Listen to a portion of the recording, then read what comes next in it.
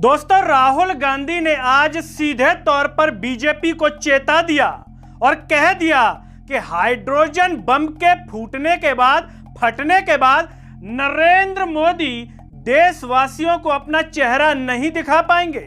नमस्कार, मैं हूं गिरिराज शर्मा और आप देख रहे हैं सरल टॉक। जैसा कि आप सभी जानते हैं, कांग्रेस नेता राहुल गांधी बिहार में वोटर अधिकार यात्रा निकाल रहे हैं, जिसका आज पटना में समापन था। यह यात्रा बिहार के सासाराम से शुरू हुई थी और आज यहां पर जनसभा को संबोधित कर रहे थे लोकसभा में नेता प्रतिपक्ष राहुल गांधी।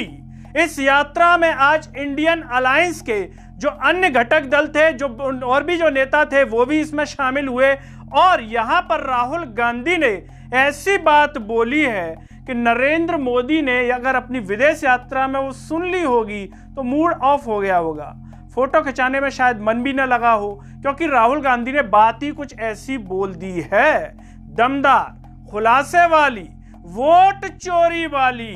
राहुल गांधी ने कहा कि महादेवपुरा में हमने एटम बम का खुलासा किया था, एटम बम फोड़ा था एक तरीके से।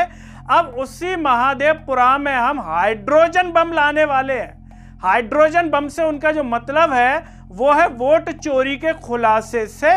आपको पता होगा दोस्तों कि राहुल गांधी ने कुछ दिन पहले वोट चोरी को लेकर के खुलासा किया था। लोकसभा चुनाव की जो एक सीट थी, एक विधानसभा जो हिस्सा था, उसका पूरा खुलासा करके रख दिया, सामने सबूत बता दिए और दावा ठोक दिया कि वोट चोरी हुई है। अब ऐसी ही वोट चोरी को लेकर के वो हाइड्रोजन बम लेकर के आ गए हैं और कह रहे हैं कि जब ये हाइड्रोजन बम लोगों के सामने आएगा, मतलब फूटेगा, फटेगा, तो नरेंद्र मोदी पूरे देश को, यानी कि भारत देश को, अपना चेहरा नहीं दिखा पाएंगे।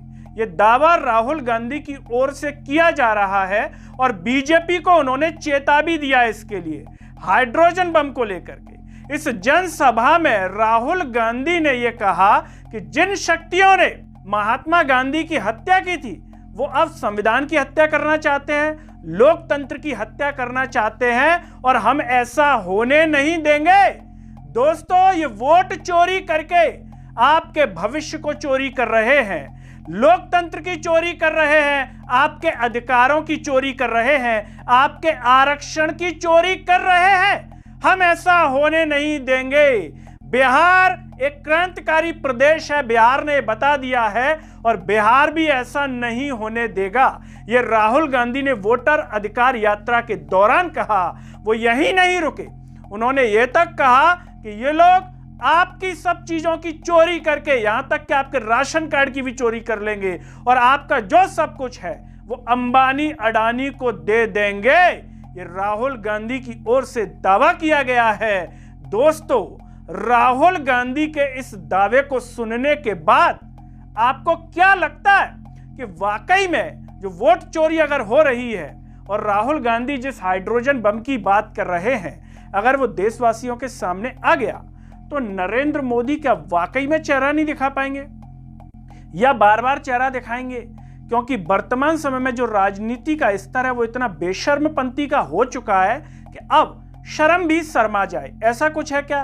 क्योंकि जिस तरीके से 2014 के बाद से जिस तरीके से नैतिकता का पतन हुआ है, जिस तरीके से बेशर्मपंती नेताओं के ऊपर छा गई है, उसे देखने के बाद नरेंद्र मोदी आराम से अपना चेहरा दिखाएंगे, कोई दिक्कत की बात नहीं है। अगर खुलासा होता है, सबूत भी आते हैं, तो वो इसी तरीके से मुस्कुराते हुए भाषण देते रहेंगे या फिर उस पर कुछ जवाब देंगे, राहुल गांधी को गलत साबित करेंगे, ऐसा कुछ साबित करेंगे नरेंद्र मोदी कि राहुल गांधी अपना चेहरा ना दिखा पाए, ऐसा कुछ कर पाएंगे। या फिर चुनाव आयोग इस तरीके की बतौलेबाजी करता हुआ नजर आएगा, जैसे पिछली प्रेस कॉन्फ्रेंस में की थी और कोई दमदार बात चुनाव आयोग नहीं बोल पाया था, उलूल जुलूल उंग पुंग टाइप की बातें बोल करके चले गए चुनाव आयुक्त ज्ञानेश कुमार कि सीसीटीवी नहीं दिखा पाएंगे, महिला बहू बेटियां इस तरीके से। बताइए कितनी अज्ञानतापूर्ण बात ज्ञानेश जी ने कही वहां पर कि कोई भी उसे पचा नहीं पाया। सब जगह सीसीटीवी लगे हैं, तो क्या बहू बहन बेटियों की इज्जत जा रही है सीसीटीवी से?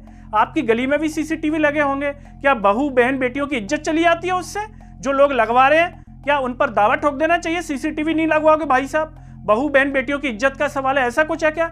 लेकिन ज्ञानेश भाई साहब ऐसा कह रहे थे, तो किसको बचाने के लिए कह रहे थे ज्ञानेश भाई साहब? इस तरीके की बात है, क्योंकि ज्ञानेश भाई साहब को बताना चाहिए था कि वो सीसीटीवी जो आप दिखाओगे जो मतदान केंद्र के, वहां बाथरूम के थोड़ी दिखाओगे कि बाथरूम के दिखा रहे हैं, सब नहा रहे थे वहां पे मतदाता, या मतदाता वहां पे टॉयलेट करने के लिए गए थे तो हमने सीसीटीवी लगा दिए थे टॉयलेट में, ऐसा तो है नहीं।